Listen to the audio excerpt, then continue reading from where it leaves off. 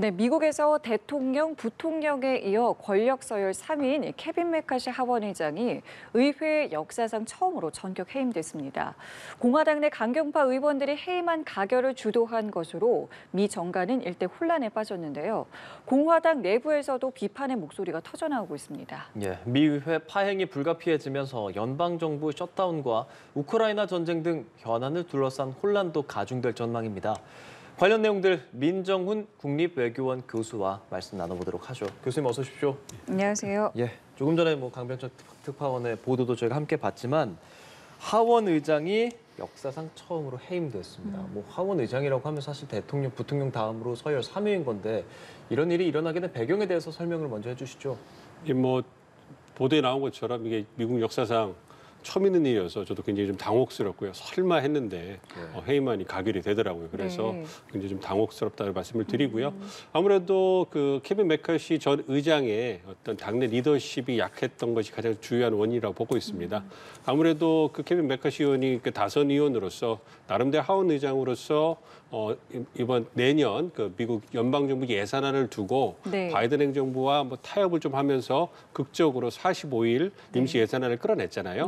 그 과정에서 정치니까 주고받기를 하는데 이 부분이 이제 공화당 강경파들의 마음에 들지 않았던 부분인 것 같습니다. 아무래도 민주당 쪽의 의견을 많이 수렴해주고 자신들이 요구하는 연방 예산을 삭감한다든지 아니면 우크라이나 지원 예산 대신에 미국 국경을 강화하는 예산을 더 넣는다든지 이런 부분에서 수렴이 안 됐기 때문에 그런 부분에서 강하게 이제 불만을 표시했고 그러한 불만을 바탕으로 해가지고 이제 메카시 하원 의장이 이제 취임하기 전에 하원 의장이 되기 전에 15번이나 투표를 하는 그런 어려운 과정을 거쳤거든요. 그 과정에서도 똑같이 공화당 강경파, 프리덤 코커스 의원들이 있었고요.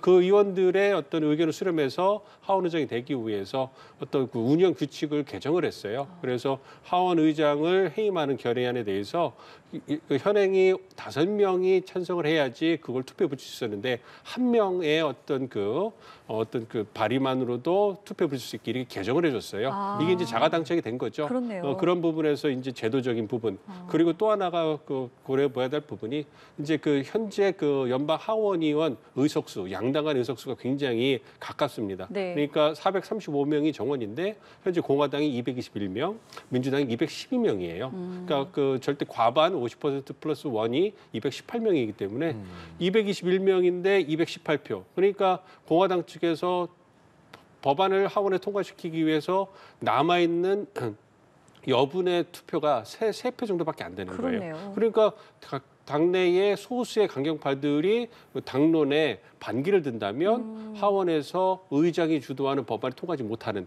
이런 상황이 벌어질 수 있거든요. 그렇기 때문에 아무래도 이러한 제도적인 측면 그리고 리더십 측면에서의 결정이 이러한 결과를 가져왔다 이렇게 생각하고 있습니다. 교수님 설명을 들어보니까 공화당 강경파가 마음을 돌린 이유는 알겠는데 민주당 입장에서는 타협을 잘 해줬잖아요. 그런데도 왜 이렇게 탄핵을 하게 된 걸까요? 그러니까 민주당 측에서 보면 전략적인 정치적 결정을 한 것 같습니다. 그러니까 케빈 메커시 의장이 중도 성향의 물론 이제 보수 성향의 공화당 원이긴 하지만 나름대로 타협을 중시하는 그런 정치이긴 했는데요. 지금까지 취임하고서의 정책적 행보를 보면 아무래도 가장 큰 것이 바이든 대통령에 대한 탄핵 조사를 갖다가 승인해줬단 말이에요. 이 부분이 굉장히 민주당 입장에서는 좀 불편한 부분이었을 거라고 생각을 하고요. 그리고 연방 예산을 통과하는 데 있어가지고 민주당과 공화당과 바이든 행정부가 합의한 부분에 대해서 당내 공화당 강경파들의 의견에 밀리면서 입장을 좀 변경한 부분들. 그래서 신뢰도가 좀 떨어진 게 아닌가 이런 부분이거든요. 그러니까 아무래도 케빈 메커시 전 의장이 연방의회 하원에서 보여준 리더십의 부족, 당내 리더십 부족, 그리고 의회 전체 내에서 민주당 의원들을 포섭하는 또 리더십 부족. 그러니까 뭔가 좀 타협에 있어서 좀 이렇게 좀 부족한 부분이 아닌가 싶고요. 민주당 입장에서는 아쉬울 게 없죠. 어쨌든 이번 해임 결의안이 공화당 측에서 시작된 부분이고, 민주당 입장에서는 그렇게 좀 어떻게 보면 바이든 행정부에 대해서 계속 반기를 듣는 공화당에게 한번 제동을 거는 그런 정치적 행보도 필요할 것이고요. 그리고 최근에 바이든 대통령의 차남이 헌터 바이든의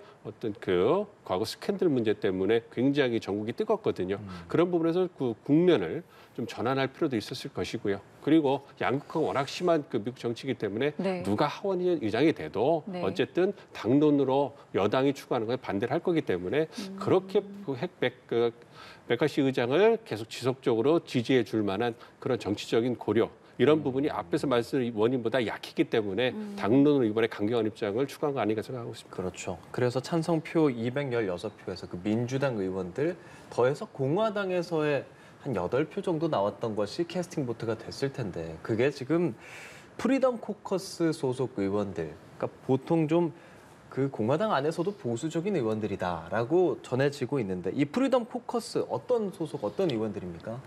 공화당 민주당 하원인데요. 예. 상원은 100명이고 하원 하원은 435명입니다. 근데 연방 상원 같은 경우는 각각의 상원의원이 주를 대표하는 사람이고 굉장히 독립성, 자율성이 강해요.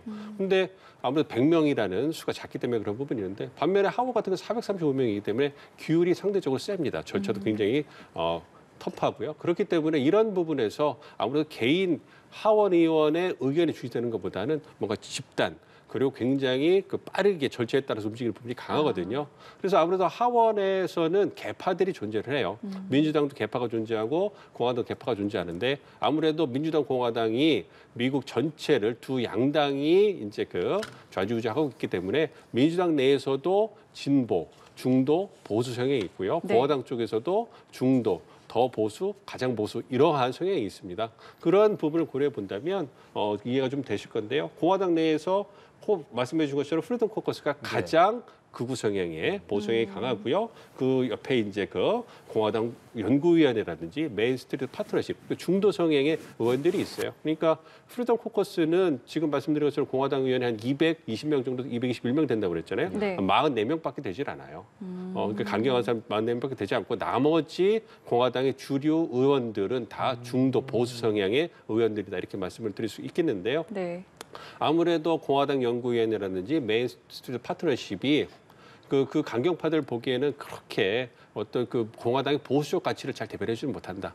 이래가지고 2010년도에 티파티라는 티파티 코커스라는 걸 해가지고 보수 가치를 추구하겠다 해가지고 소수의 의원들이 모여서 그것이 이제 발족이 됐고 이것이 진화가 되면서 2015년에 프리덤 코커스로 이제 발전이 된 겁니다. 네. 그래서 이제 지금까지 유지가 되고 있는 건데요.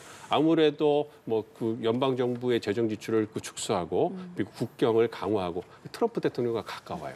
그렇기 때문에 그런 부분에서 굉장히 주목을 받고 있는데 아무래도 말씀드린 것처럼 공화당 민주당의 의석수가 큰 차이가 나지 않기 때문에 그러니까 이전 170대 의회에서 민주당 상원을 보시면 연방 상원을 보시면 50대 50이었어요.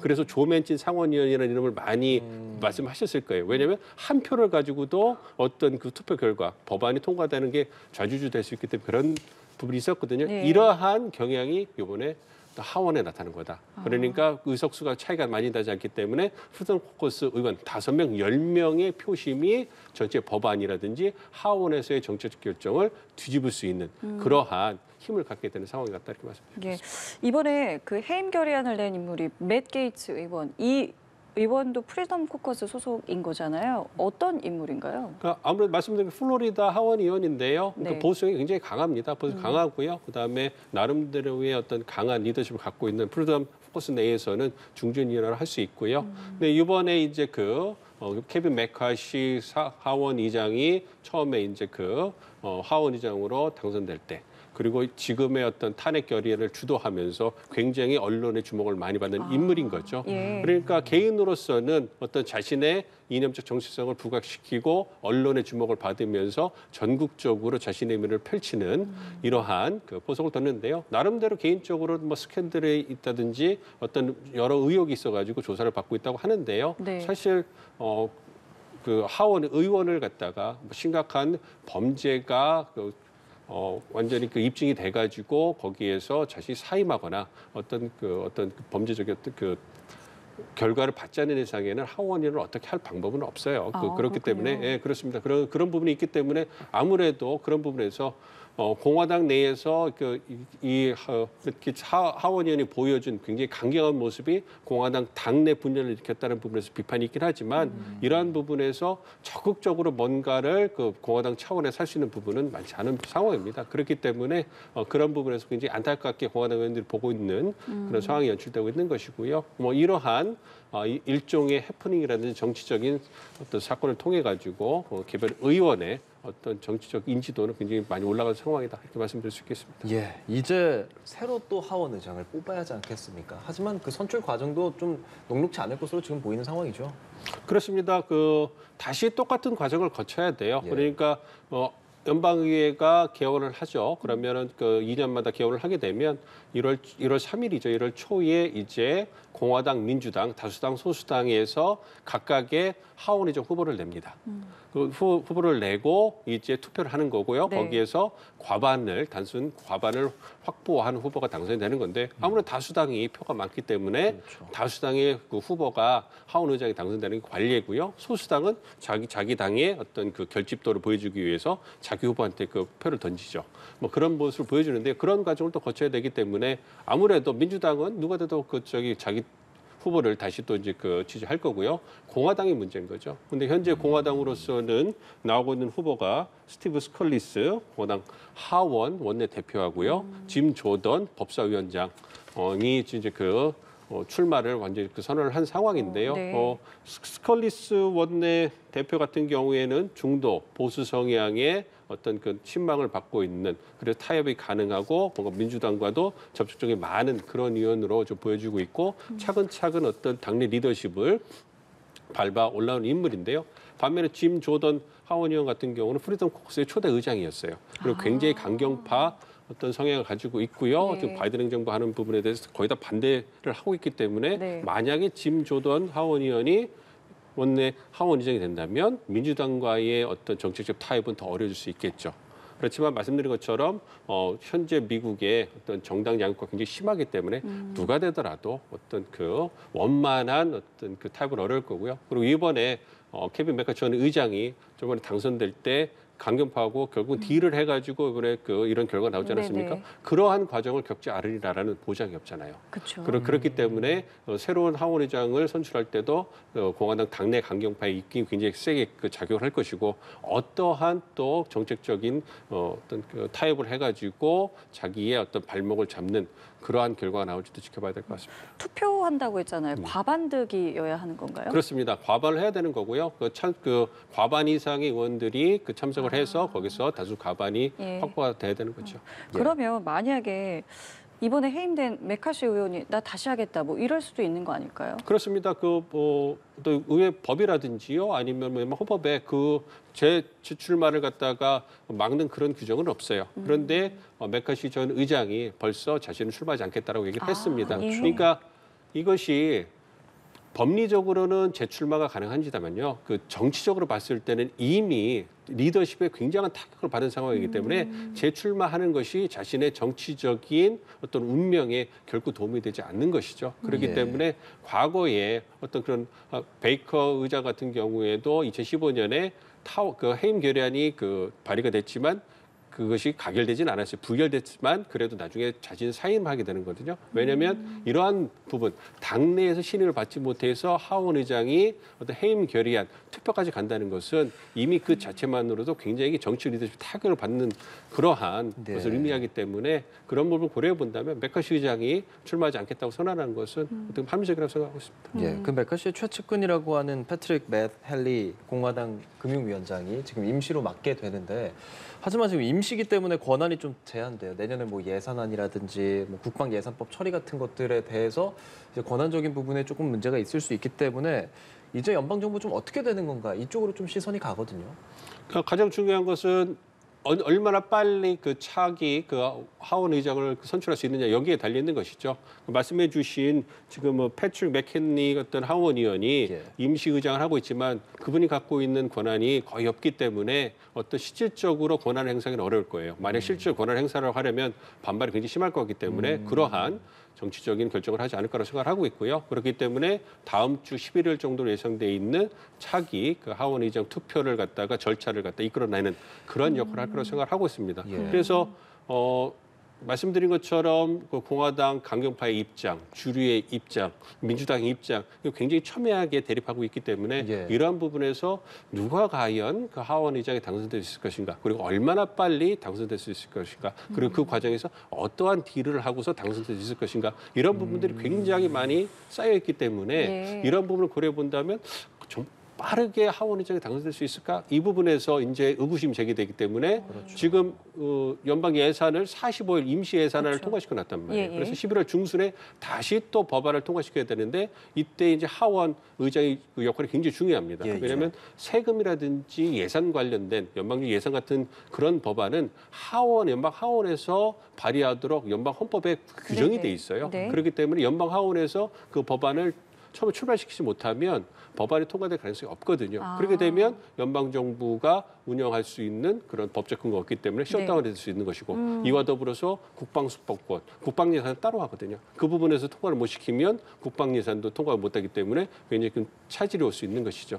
그러한 부분에서 이제 우려하고 있는 것이고, 그렇지만 공화당 측에서도 이런 부분을 잘 알고 있기 때문에 최대한 빠르게 그 하원 의장을 선출을 해서 이제 당내 어떤 그 진영을 정비를 하고, 그리고 나서 민주당 바이든 행정부와의 어떤 협상을 통해 가지고 어떤 교착 상태를 풀어내는, 그러니까 최악의 사태는 막으려는 움직임을 보이지 않을까 이렇게 생각하고 있습니다. 그 임시 하원 의장이 있잖아요. 이 임시 하원 의장은 그런 권한이 없는 겁니까? 그렇습니다. 거의 없습니다. 그렇기 때문에 그러한 부분에서 법리적으로 봐서도 권한이 거의 없는 것이고요.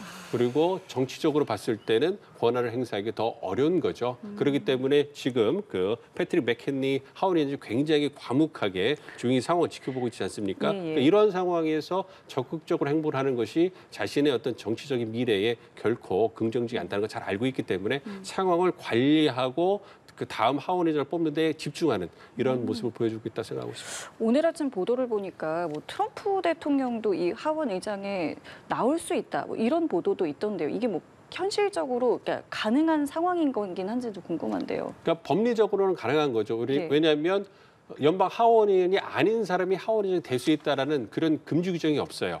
그렇기 때문에 이제 그러니까 그게 얘기가 얘기가 나오는 건데 예. 이게 법리적으로는 그게 가능할지 모르겠지만 정치적으로는 그거는 뭐 현실 가능성이 없죠. 대통령이 재출마하려고 지금 선거 캠페인을 열심히 하고 있는 분이 그쵸. 하원 의장의 그 당선되기 위해서 어떤 정치적인 어떤 행보를 한다.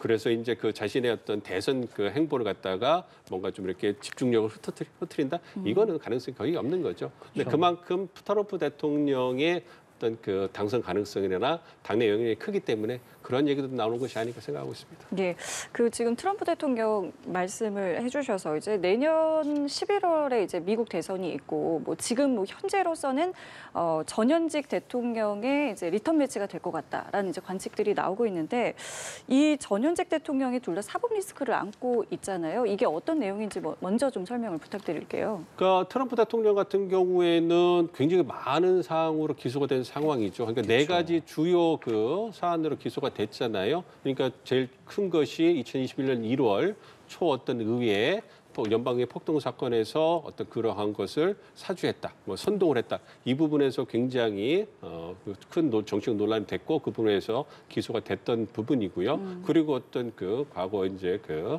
어떤 그 여배우와의 어떤 성추문 의혹, 예. 그 부분에 대해서 입막음 의혹해가지고 문제가 된 부분이 있고요.